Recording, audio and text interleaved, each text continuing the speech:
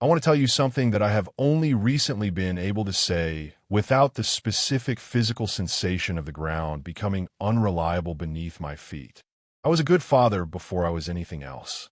Before I was an employee, before I was a homeowner, before I was a husband in the full complicated sense of that word. I was the man who showed up to every school play and remembered every teacher's name and kept a photograph of my daughter in my wallet that was 2 years out of date because I never got around to updating it, and somehow that felt like its own kind of devotion. Her name is Lily. I want to take my time with the beginning because I think people rush the beginning when they tell stories like this, and in doing so they lose the part that actually explains everything.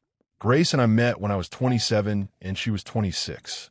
We were at a friend's birthday gathering, the kind of low-key Saturday evening that turns out to matter more than you knew it was going to. She was a marketing manager at a mid-sized tech company, bright and quick and possessed of a specific social intelligence that I found both attractive and slightly dazzling. I was quieter than she was.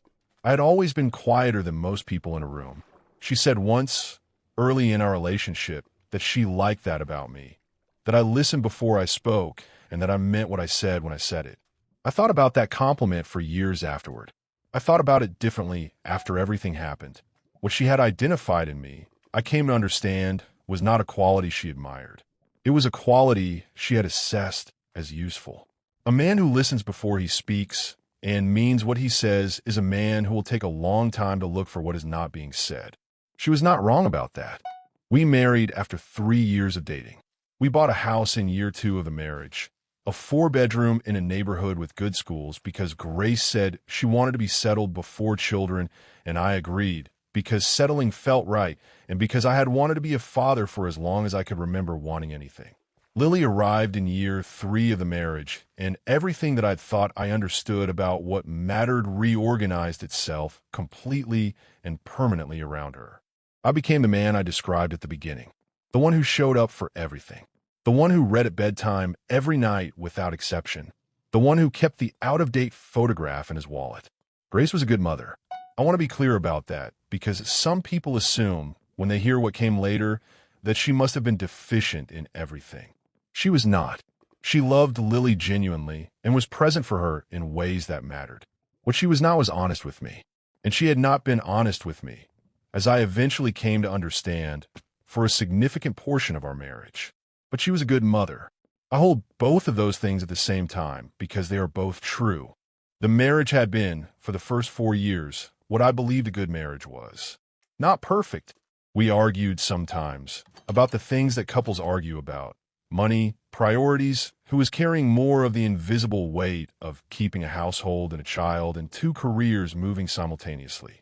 Grace had been promoted twice in 5 years, and her professional life had expanded in ways that I had supported fully because I was proud of her and because her success felt like our success, and because I believed we were building something together that belonged to both of us equally. I took on more of the domestic work as her professional demands grew. I did school pickup 4 days out of 5.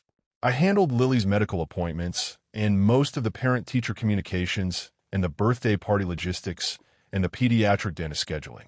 I did this without resentment because I loved my daughter and because I believed Grace and I had an implicit understanding about what we were doing and why. I was right that we had an understanding. I was wrong about what it was. The first sign came in the form of a phone bill. This sounds small, and it was small at the time. I was going through our household accounts one Sunday afternoon in November, something I did quarterly, a habit I had developed from my project management work where documentation and tracking were foundational, and I noticed that our family phone plan had a number on it that I did not recognize. Not an unknown number. A number that I recognized from Grace's phone as a contact she called frequently, but that was not saved under any name I could find in the shared family account. I mentioned it to Grace that evening, casually, not accusingly. I said, "There's a number on the bill I do not recognize. Do you know what it is?" She said it was a work contact, a vendor she dealt with regularly. She had added them to the plan because it was cheaper than using her corporate line for those calls. The explanation was completely plausible. I accepted it without another thought. But I wrote the number down on a piece of paper and put it in the back of a notebook I kept in my desk drawer because I am, as I have said, a project manager, and project managers document things. The second sign came 4 months later and was also small. Grace had started going to the gym 3 mornings a week before work, which I had encouraged because she had mentioned wanting more structure in her routine and because it meant she left the house at 6:15 and I handled Lily's morning and school drop-off, which I genuinely did not mind. One Thursday morning, I dropped Lily at school and drove past the gym on my way to the office, as I sometimes did because it was on my route. Grace's car was not in the parking lot. I noted this and filed it without acting on it. I told myself there were many explanations. She might have parked elsewhere. She might have gone to a different location. I did not call her. I did not mention it. I went to work and the day swallowed it, and I let it stay swallowed. But I was a project manager. And a project manager who notices a discrepancy in data does not delete the data point. He keeps it in a file and watches to see if the pattern repeats. The pattern repeated 4 more times over the following 6 weeks. I drove past the gym on each of Grace's 3 weekly gym mornings, not every time, but often enough to establish a sample. And on 4 of those occasions, her car was not in the lot during the time she should have been inside. I said nothing. I documented nothing formally beyond the original notebook entry. But by the time the 4th absence registered, I had stopped telling myself there were innocent explanations and had started asking myself what the real one was. I want to be precise about the emotional state I was in during that period because I think it is important. I was not panicking. I was not grieving yet. I was in a state of controlled observation that I recognize now as the same state I enter when a project at work is showing early indicators of structural problems, a kind of cold-eyed watchfulness that sets aside feeling in favor of data, because feeling without data produces bad decisions, and bad decisions at the early stage compound into disasters at the late one. The definitive moment came on a Wednesday evening in April. Grace was at what she had described as a team dinner. Her company had a quarterly event. She would be home by 10:30. She had reminded me twice that morning as she left. Lily was asleep by 8. I was at my desk at 9 when my phone rang. It was a number I did not recognize immediately. I answered. The voice on the other end was a man's voice, measured and uncomfortable in the specific way of someone who has rehearsed what they are about to say and is now discovering that the rehearsal was insufficient. He said, "Is this Nathan?" I said, "Yes." He said, "My name is Aaron. I think you're married to Grace. I want you to know that I did not know she was married when we started. I found out 3 weeks ago.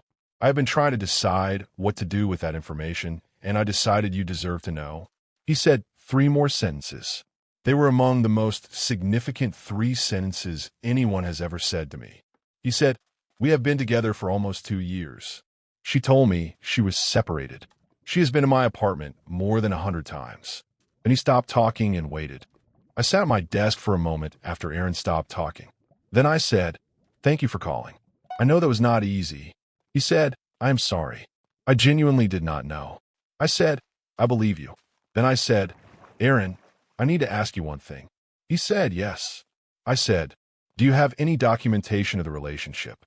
Any messages, any photographs, anything that establishes the timeline and the nature of what happened?" There was a pause. Then he said, "Yes." I said, "I may need to ask you to provide some of that at some point. I hope you would be willing." He said, "Yes, whatever you need." I said, "Thank you. I'm going to go now." He said, "I'm sorry again." I said, "I know." We hung up. I sat in the silence of my house with my daughter asleep down the hall, and I thought about 2 years, 700 and some days. Every one of them a day when Grace had known something I did not. I thought about the gym mornings. I thought about the phone number on the bill.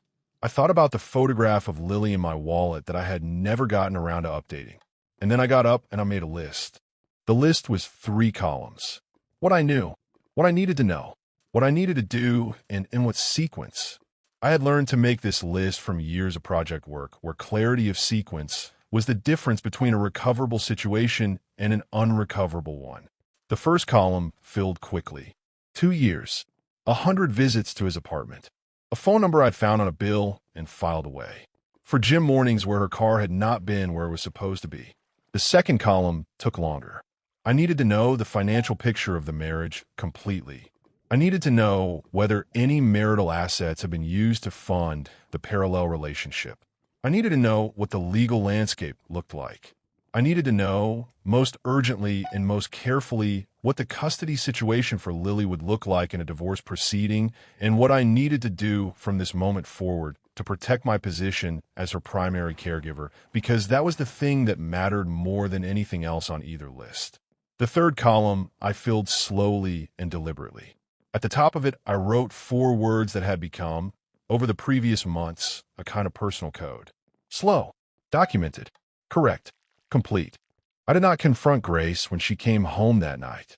She came in at 10:45, said the dinner had run long, apologized for the lateness, asked if Lily had gone down easily. I said yes, around 8. She said good. She was exhausted. She was going to shower and sleep. I said good night. I lay next to her in the dark, and I listened to her breathing slow into sleep, and I thought, tomorrow I start. I called my oldest friend, Michael, the following morning from my car before going into the office. Michael was a family attorney, not in my city, but close enough that his advice would be relevant to my jurisdiction.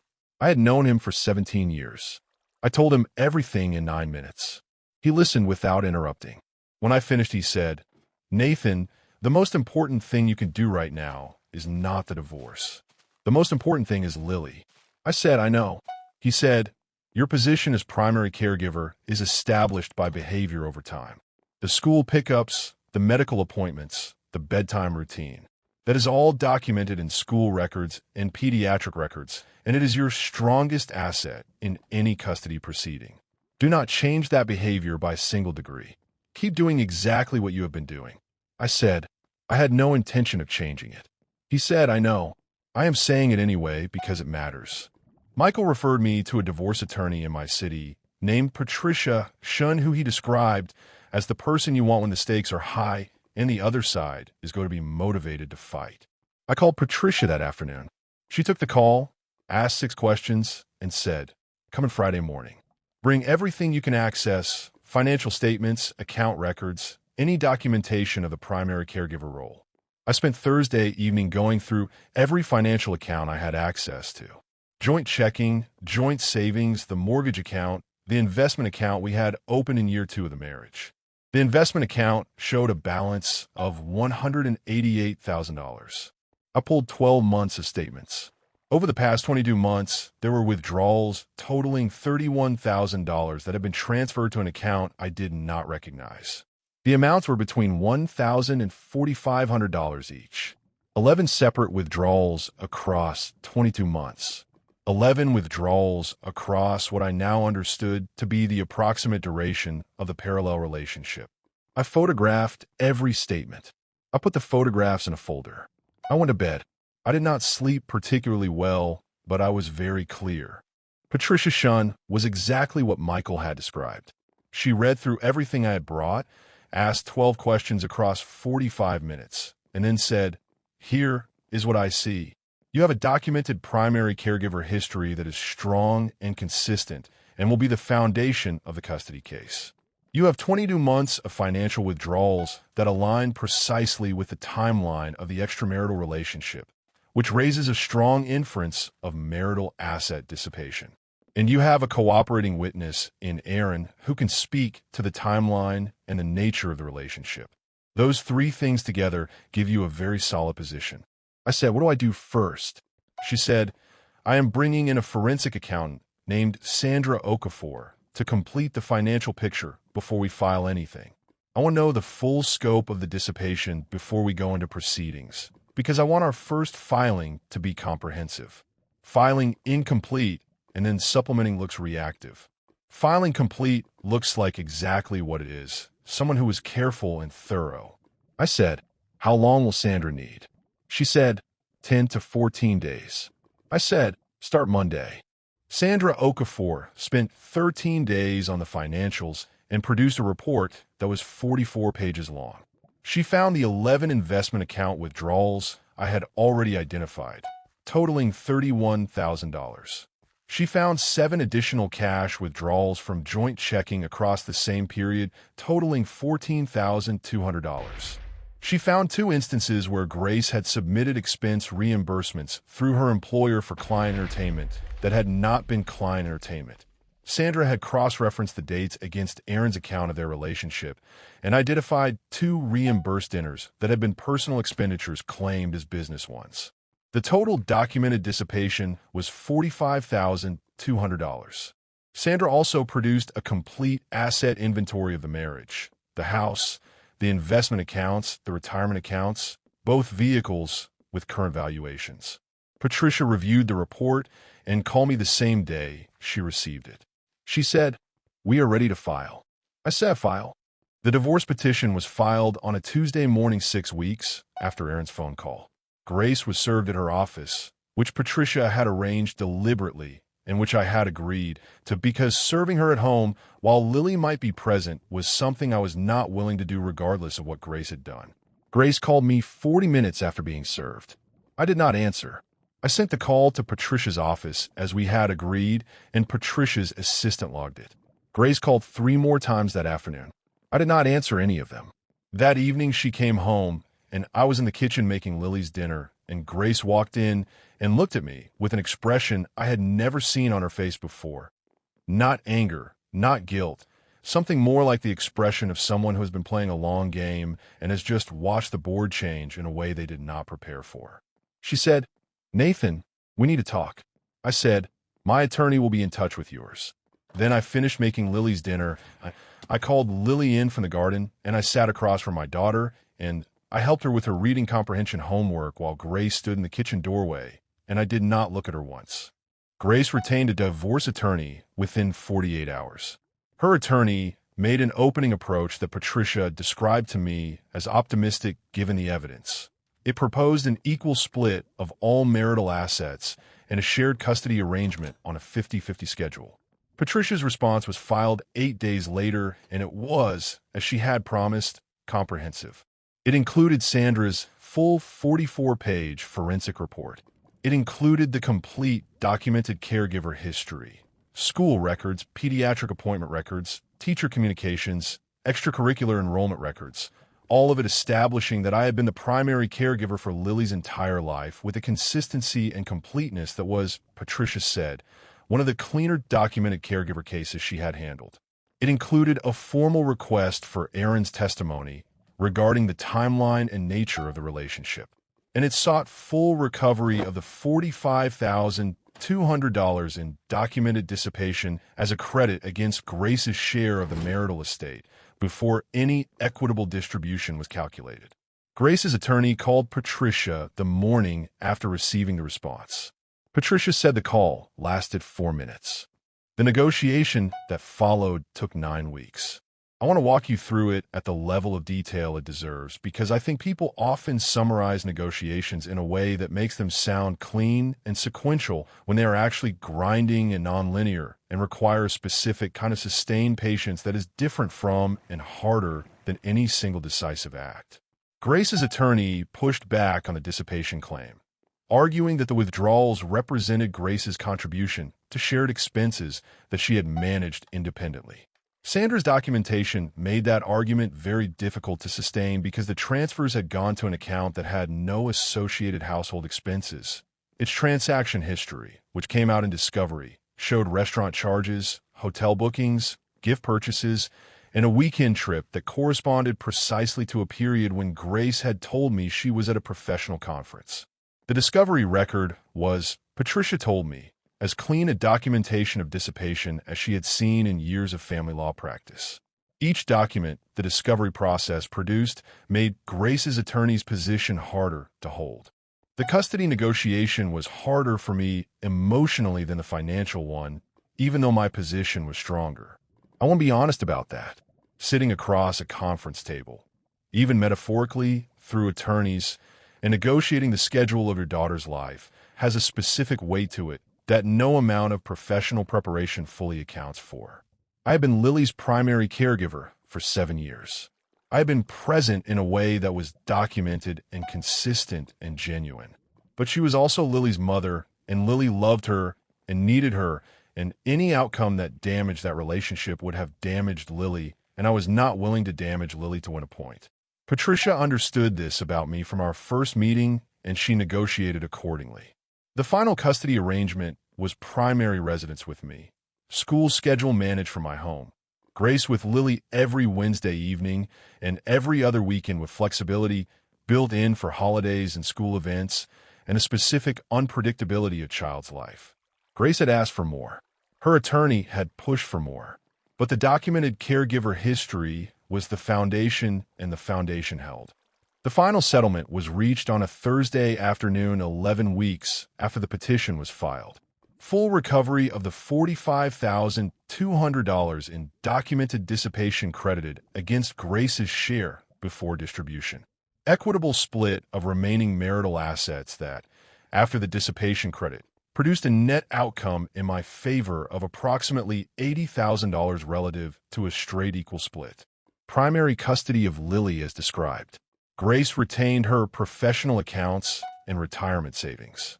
I retained the house, which we had agreed was the most important element of Lily's stability and which Grace had not pushed back on in any of the negotiation sessions, which I think told me something about her that I had not been able to see clearly before. I signed the settlement agreement on a Thursday, and on the Friday, I took Lily to her favorite restaurant for dinner, and I let her order dessert first because she had been asking if that was allowed for 2 years, and I had always said no, and on that Friday, I decided the answer was yes, and she thought it was the greatest thing that had ever happened to her, and I thought, this is what I was protecting. I want to tell you where I am now, and I want to take my time with it, because the ending of a story like this is not a single moment. It is a series of ordinary ones that accumulate into something you eventually recognize as a life. I am 41 years old. Lily is 9 and reads above her grade level and has very strong opinions about which books are worth finishing and which ones are not, an opinion I respect even when I disagree with it. I still read to her at bedtime on the nights she is with me, and she still asks me to. I have not updated the photograph on my wallet. I have thought about it. I have not done it. I think I will know when the right new photograph is. My house is the same house we had during the marriage, which was a deliberate choice I made during the settlement, because continuity for Lily mattered more than a fresh start for me. I have repainted 2 rooms since then. The kitchen and Lily's bedroom, which she chose the color of herself, and which is a shade of yellow that I would not have chosen and that I have come to find genuinely cheerful. I think about Grace sometimes, with less anger than I used to, with something closer to a clear-eyed understanding of who she was and what the marriage was and what it cost both of us in different ways to arrive at the truth of it. Someone asked me not long ago what I would say to a man who was in the position I had been in on that Wednesday night when Aaron called, who had just had the floor shift under his life and was trying to figure out what to do with the next 12 hours. I thought about it for a while before I answered. I said, document everything you can access before anything changes. Call someone you trust who understands the legal landscape, even just to understand what the landscape looks like. Do not confront anyone before you know what you are confronting. And protect the child. Whatever else is happening, whatever you are feeling, whatever you want to say to the person who did this, the child comes first. Always. Before the anger. Before the settlement. Before any version of justice that feels satisfying to you personally. The child comes first.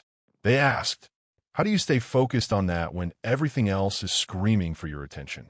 I said, you remind yourself that your child did not choose any of this, and that every decision you make from here is either something that serves their stability or something that doesn't. And then you make the decision that serves it. Every time, without exception. If this story resonated with you, leave a comment. This is Reddit Confessions. Subscribe. New story every single week.